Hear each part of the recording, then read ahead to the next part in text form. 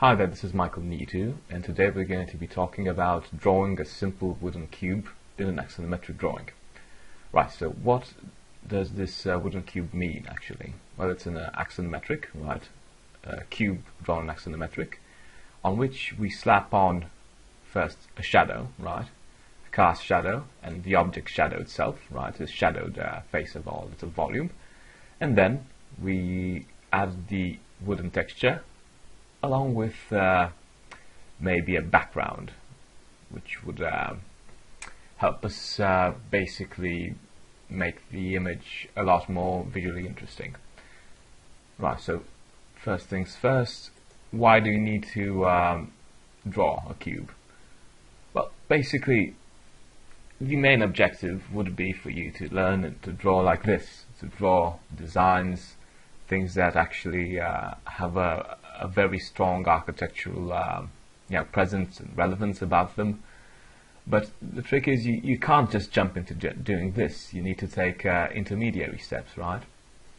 So one of the intermediary steps would be learning to draw wooden textures on different objects. This is what I always tell my students, learning to draw this wooden texture, right? If you can see it, this volume over here is a cylinder with a wooden texture. These volumes here are cylinders and plane surfaces and boxes and stuff like that. Right, learning these things, learning to draw proper wood textures like a bridge you cross, right? Once you get this sorted, then your graphics become much better overall. Let's not forget that basically, if we could care to have a look here, quite pixelated unfortunately, but you can see this part here is also a wood texture, right? So basically you use elements from over here and apply them over here, which makes sense actually.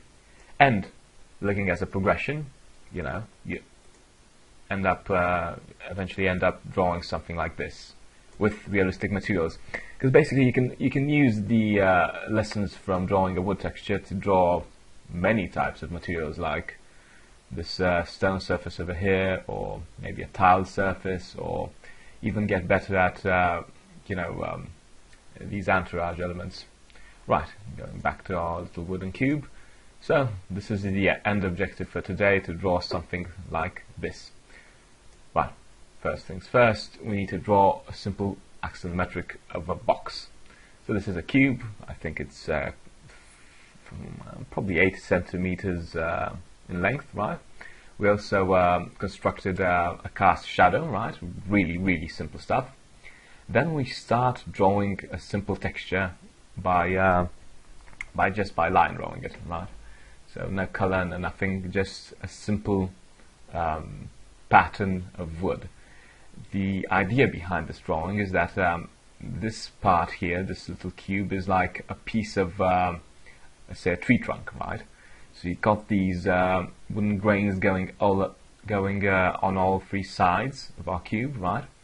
Also keep in mind that wood is a fairly organic material, so you don't need a constant straight-edged line like the one here on a cast shadow, but you actually need a more organic, free-flowing line to draw your image.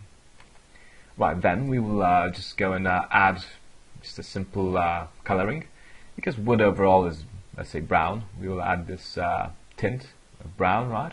So keep in mind you've got 3 different faces of our little cube. This face here makes sense to be the darkest one, because it's the shadow part, right? Got a volume shadow here, an object shadow here, sorry. This is the second in terms of lightness, right? Because it's basically because light is coming from the top left corner from here, you could expect it to fully hit this face over here, right? So this is going to be very light, and then hit this face here, which is going to be a bit more shadowy. Keep in mind we're always going to use gradients, so there's no flat surfaces. You can see this edge here is very hardened in terms of contrast, right? Because we need to make our volume, basically our cube look as a volume, but also balance it with a nice wooden texture. Right. yeah, so I jumped a couple of steps. What did I do here? I just added a bit more contrast on this side here, also a bit more contrast on this side here. Also, keep in mind, you need to make this look as a wood texture, right? So what does this imply?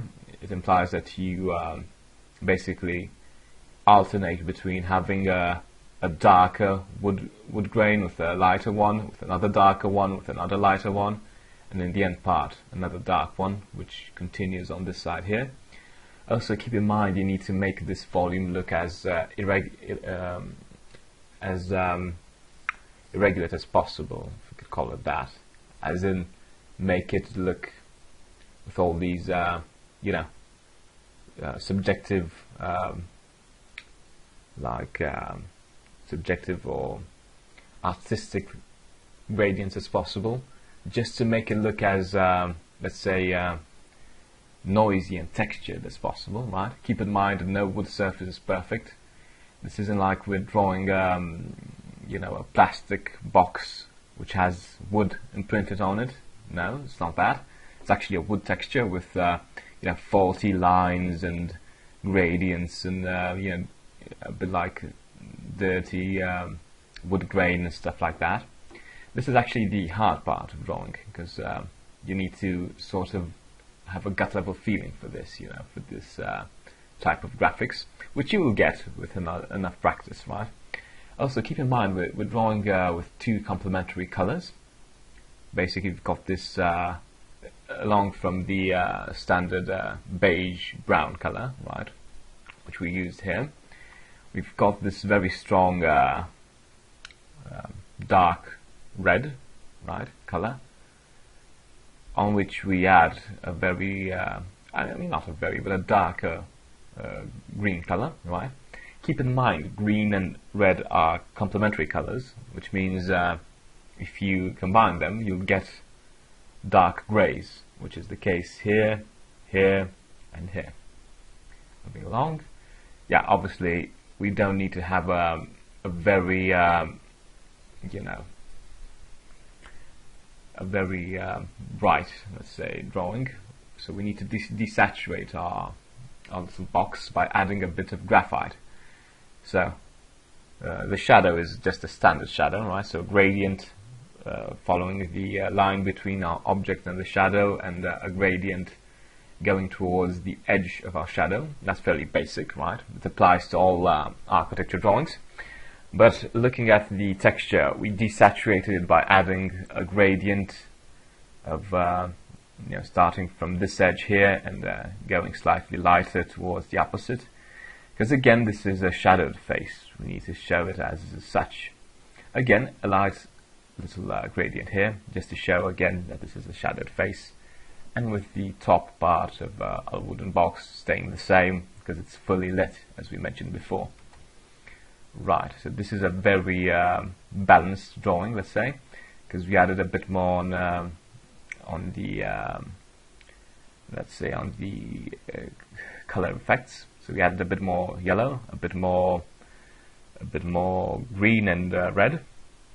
Obviously, you don't want to see these volumes as very flashy. Although contrast is really good, our drawings need to be a bit toned down just to make them work. Right, so moving along, we set this effect here, which is what? A little border with a gradient, right, a colored gradient, and a little reflection over here. Keep in mind, although we added graphite, green, red, our volume is mainly a beige/yellow color.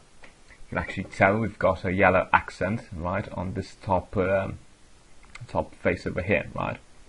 So it only makes sense to contrast it with a blue/green color, just for contrast.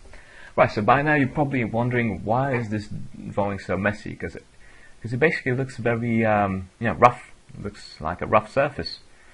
Would this make sense? Would this be a good drawing, or would it just look like it's not finished? Well, it actually makes sense, because keep in mind, we are drawing our volumes from, our drawings rather, we're making our drawings from like 50 centimeters away. So when you're drawing, you see your work from 50 centimeters distance. but our work actually needs to be seen from 6 meters or 3 meters, right? Or 1.5 meters. And that makes sense, because from 6 meters away, from 6 meters distance, well, this makes sense. It looks very put together, very volumetric, very contrasting, right? Even for 3 meters distance, it still looks very well put together. And from 1.5 meters, you can start seeing the bit of detailing going here, and basically a bit more of the rough drawing. But again, keep in mind, contrast is very important, and also the 3 different distances from which a drawing is seen is also very important. Right, so this is all for today. This is Michael Nitu, and hope to hear from you soon. Take care and keep drawing.